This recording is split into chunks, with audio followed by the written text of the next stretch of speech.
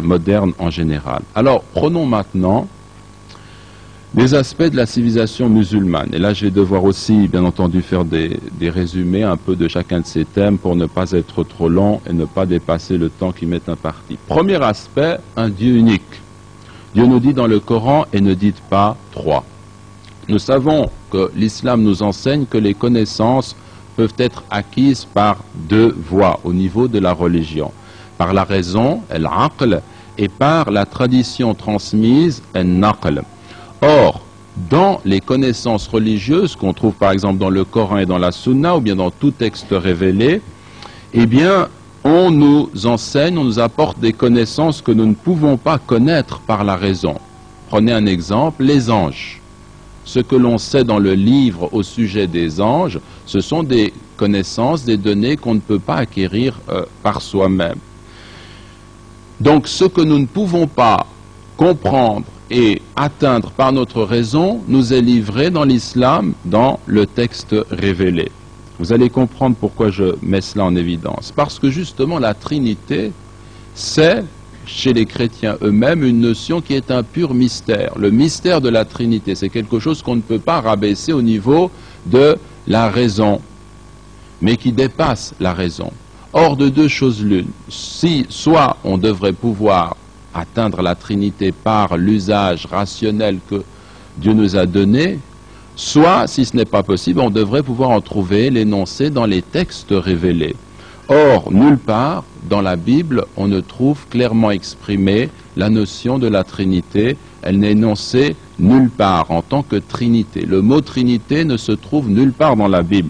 Il y a éventuellement un passage dans Matthieu 28, 19 où Jésus aurait dit d'aller à ses disciples d'aller au nom du Père, du Fils et du Saint-Esprit, mais est-ce que cela suffit à fonder un dogme qui représente quand même pour les chrétiens engagés le pilier du salut, ou bien la voie, la lumière, la vérité dogmatique par excellence?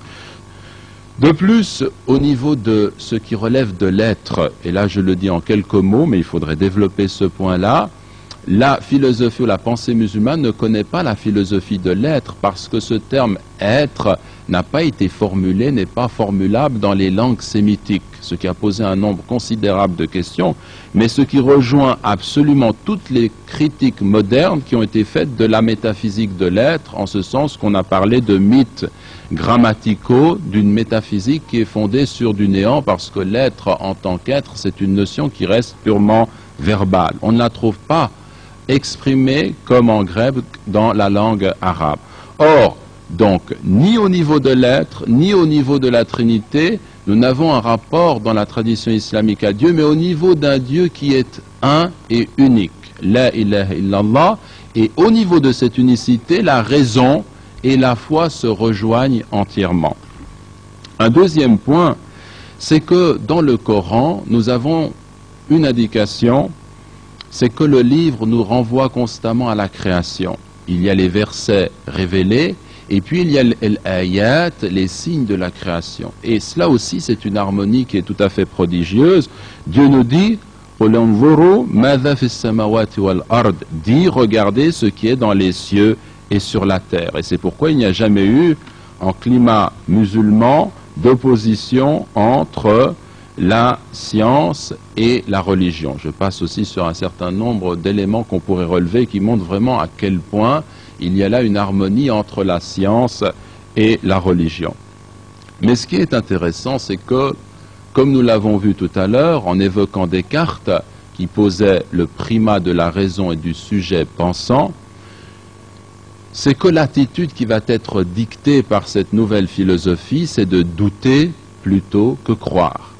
Or, dans le schéma de nos facultés, nous avons, très schématiquement, trois niveaux. Le premier niveau, c'est celui des sens, ce que je vois par exemple. Le deuxième niveau, c'est celui de la raison. Et la vision que l'on a, au niveau intellectuel, elle est différente de la raison, de la vision sensible, par un fait qui est simple, c'est qu'elle dépasse le cadre de l'espace et du temps, et qu'elle nous donne des concepts qui nous conduisent vers l'abstraction. Mais il y a aussi un troisième niveau, et ce troisième niveau, c'est celui de la foi et de la croyance. Et ce niveau-là, il est essentiel à l'homme. Or, ce qui s'est produit avec le cartésianisme, c'est que on a tranché ce troisième niveau de la transcendance pour s'en tenir à un rapport purement rationnel pour déterminer la vérité absolue. Si vous voulez, lorsque Abu Hamid al-Ghazali, ce grand imam et ce grand savant musulman mort en 1111, s'interroge sur ces trois niveaux, il nous l'explique en donnant un exemple très très simple, à savoir que lorsque quelqu'un regarde et voit le soleil, il le voit de la taille d'un dinar, et ainsi, s'il en restait à cette pure vision sensible, il serait trompé sur la réalité de ce que représente le soleil. Lorsqu'il réfléchit, fait ses calculs astronomiques, il voit que ce soleil est beaucoup plus grand que la Terre elle-même.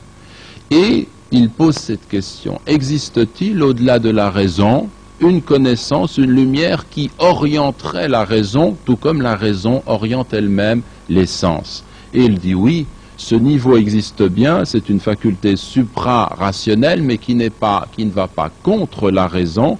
Et cette faculté, c'est ce qu'il appelle, lui, Nur al-Iman, Nur al-Yaqin, bien qu'il mette des nuances entre chacune de ces expressions. Or ça, c'est intéressant pour nous parce que cela nous permet aujourd'hui de comprendre quelle est la dérive la plus essentielle dans l'évolution moderne au niveau des sociétés occidentales. À savoir que si l'on détermine la foi, la raison et les sens, il y a une rupture entre la foi, la croyance et la raison. On comprend maintenant ce qu'il a occasionné, en particulier l'aspect du christianisme qui marque une séparation entre ce qui relève de la foi et ce qui relève de l'investigation rationnelle du fait de la Trinité.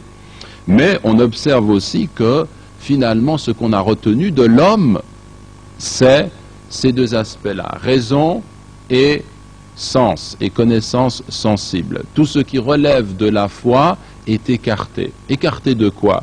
De la vie active, si l'on veut, écarté aussi des manuels scolaires dans un cadre laïque qui prétend que la norme universelle ne peut être que purement rationnelle, c'est-à-dire avec cet œil unique, cet œil de la raison naturelle. Je pourrais donner un exemple très simple pour rapprocher un peu les choses. Dans une école laïque, quand on fait l'observation d'une plante pour un élève, une leçon de choses ou de biologie, on lui livre l'observation, on l'engage à observer le phénomène, ça c'est le niveau des sens, on l'engage à essayer de comprendre les mécanismes du phénomène, et ça c'est le niveau de l'intelligence, et puis il y a un troisième niveau où il n'entre pas, mais c'est le niveau qui est le nôtre en quelque sorte, c'est de dire que cette plante finalement dans toute sa beauté, eh bien elle nous renvoie au Créateur, et elle parle, elle est un signe qui nous renvoie à la transcendance. Et ainsi pour tous les savoirs, finalement, une école islamique, l'enseignement islamique serait toujours une ouverture sur cette dimension de la transcendance, parce que c'est la seule raison d'être finalement, c'est la raison essentielle d'être du savoir, de manifester, de souligner la présence du Créateur. On a parlé également avec Auguste Comte des trois étapes, de ces trois étapes qu'il définit, et nous pouvons faire exactement la démarche inverse et dire en réalité il y a trois étapes, mais ce sont trois étapes de décadence. La première étape, c'est que du point de vue de l'islam, il y a, si vous voulez, le prophète.